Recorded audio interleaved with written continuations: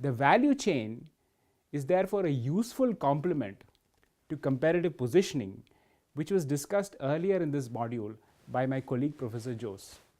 In particular, the value chain analysis facilitates a deeper understanding of the determinants of comparative advantage of the firm obtained through the firm's positioning as a cost leader or a differentiator by examining these determinants at a fairly granular level in the organization by breaking down the processes in the entire firm into various activities.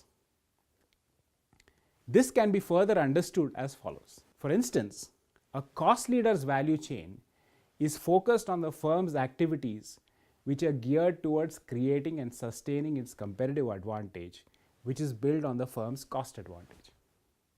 As typically each of the primary and support activities have a distinct cost structure which have different underlying cost drivers, Robert Grant suggests the following steps for assessing a cost leader's cost position. These typically include, firstly, disaggregating the firm into various primary and support activities, which we indicated earlier. Second, discerning the relative importance and benchmarking of the various activities with regard to the total cost of the product or service.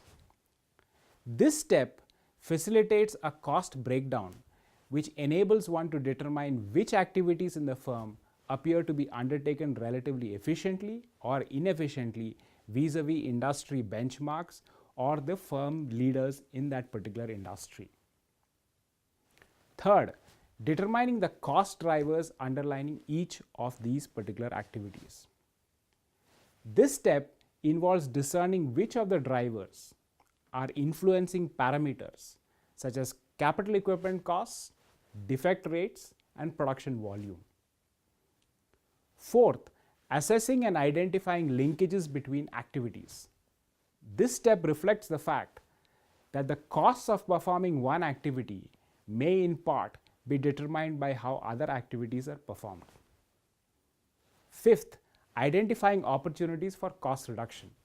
This step would involve exploring scale economies in production through increasing volumes, the possibility of reduction in labor costs, possibly by relocating production, and outsourcing certain activities which are more efficiently undertaken outside the firm.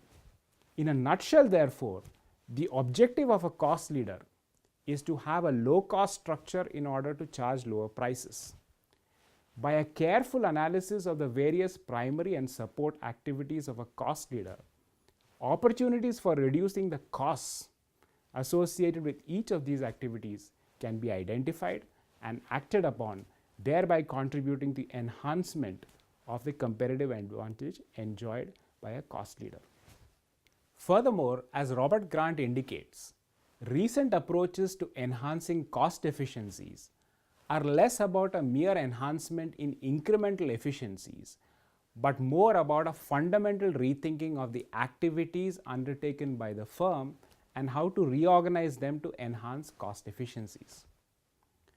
By extensive re-engineering of operating and administrative processes and seeking opportunities for innovation and process design, firms can obtain substantive reductions in cost advantage and further their competitive advantages.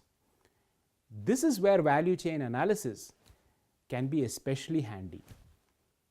You would have also in the earlier part of this module learned about a differentiation strategy in addition to cost leadership strategies.